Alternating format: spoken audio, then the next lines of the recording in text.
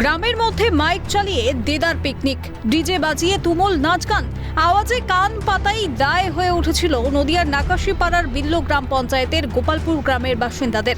শুধু তাই নয়, ছেলে মেয়েদের পড়াশোনাতেও ব্যাপক সমস্যা তৈরি হওয়ায় এলাকার এক মসজিদ কমিটির পক্ষ থেকে পোস্টার লাগানোর সিদ্ধান্ত নেওয়া হয়।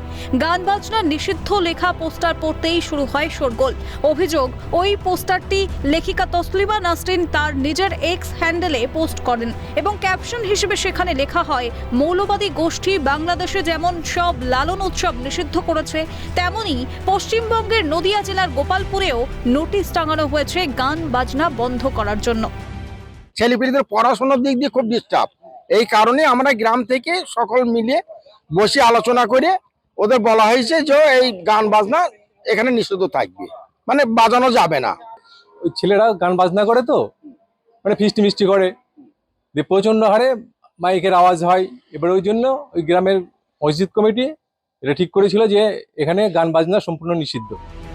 এটা কোনো রাজনৈতিক বা ধার্মিক ইস্যু নয়, শুধুমাত্র এলাকার শান্তি বজায় রাখতেই এই পোস্টার লাগানো হয়েছিল, তা গোপালপুরের বাসিন্দাদের কথাতেই স্পষ্ট। নদিয়ার নাকাশিপাড়া থেকে তন্ময় ভট্টাচার্যের রিপোর্ট, ক্যালকাটা নিউজ।